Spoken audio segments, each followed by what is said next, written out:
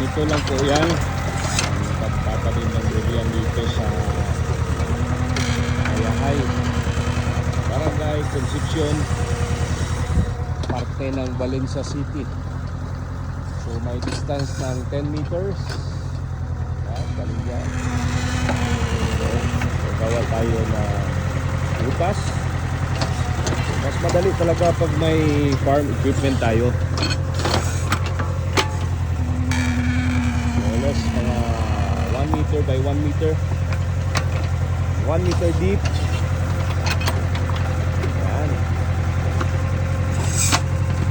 Kailangan ng durian dapat na maganda yung land preparation niyo.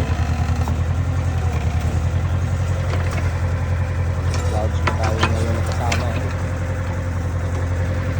Hindi yan umaambon ha, maaraw na maaraw pero marami tayong clouds. We are 1,145 above meters above sea level. So ito, ilalagay natin itong mga timber. Hindi ko position dito. Tulog na. Yan. Ang variety na itatanim natin is ang puyat.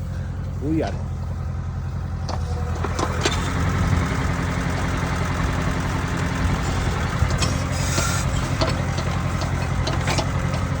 Meron tayong birni. Kalahati ng timba. Meron tayong puyat. Puyat na variety.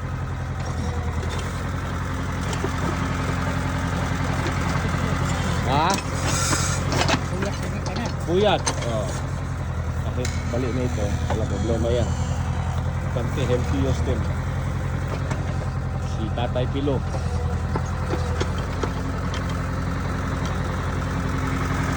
So, ang advantage talaga pag may o excavator tayo.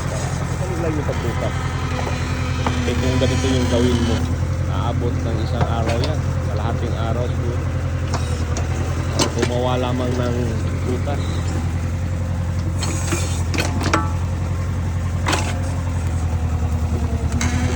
Kani oh.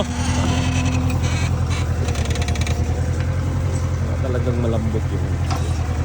Ang advantage dito pag malalim, magpo-confine ng tubig yan, ilalim. Pag-confine ng tubig, ininyo ka naman ngayon. Tara na!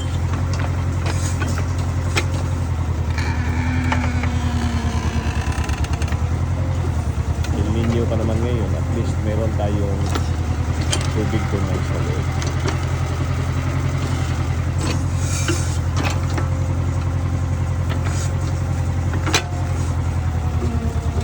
Gawa tayo ng septic tank.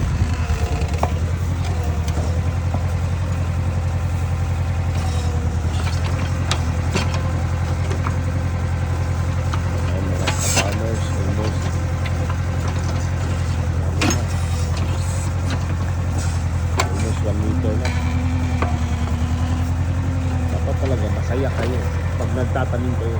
Dapat masaya. Masaya. Nag-i-enjoy kayo. Para mabawi itong prutas na itinanim ninyo in the next 4 to 5 years.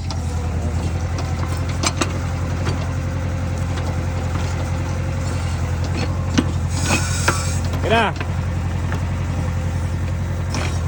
pasok na nila yung mga timber. O, balia na lang, balia.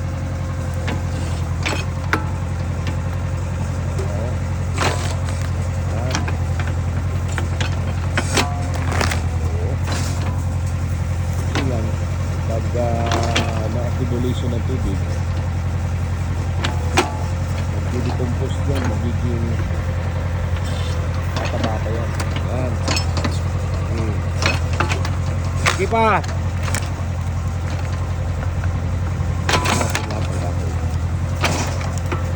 Ni Kuya.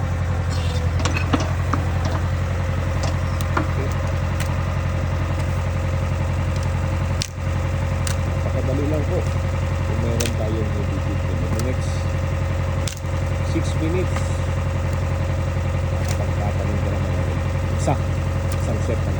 Okay. Tabon. Kultivate ko yan.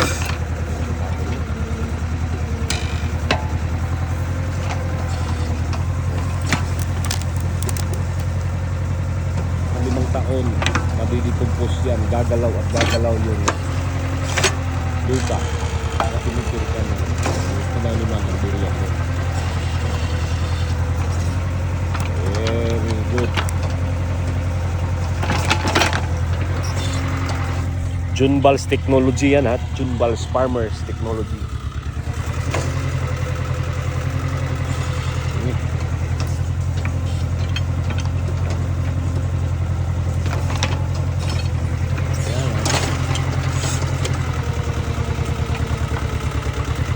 Bubundukin mo muna ito para hindi makapululit ng tubig.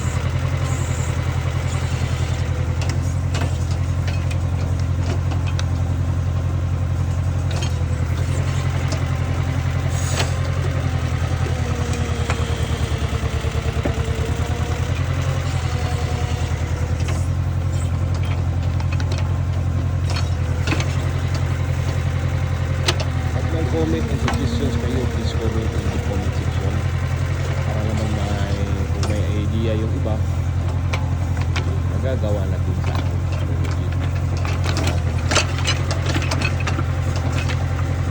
Topsoil magamot.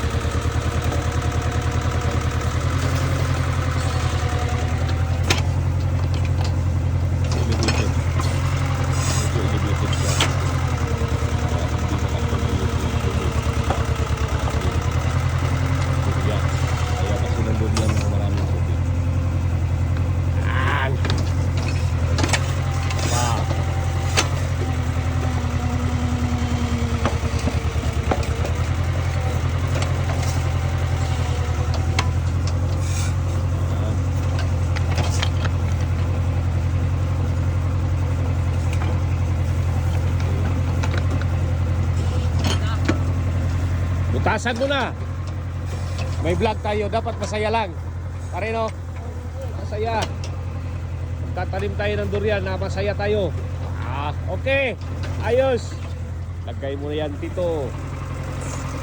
Lagyan mo na ng maraming bermi para may kakainin yung durian natin. Yan. Okay. Tapos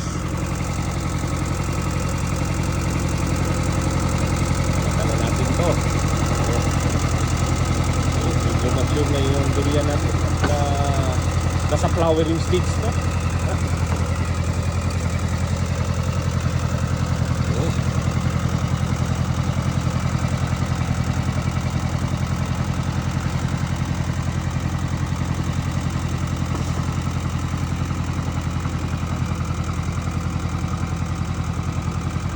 Ito ang anak ni Pilo. Pag magbubunga na ito, siya yung unang titikim. Siya yung unang kakain kasama ng isang red horse, Tanduay.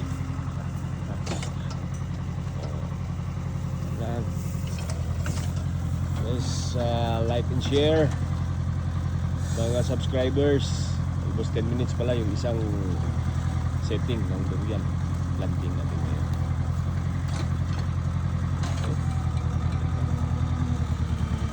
Lagyan na lang natin ng stick para meron siyang guide para mahangin hindi siya matumba.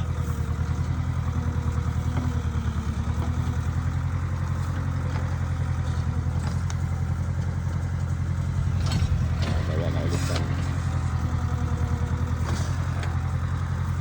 Kailangan lang elevated kasi kukuho pa yung kahoy natin na nilagay sa ilalim. Ngayon, meron tayong 1, 2, 5 durian na pinatanim natin. First 40 minutes.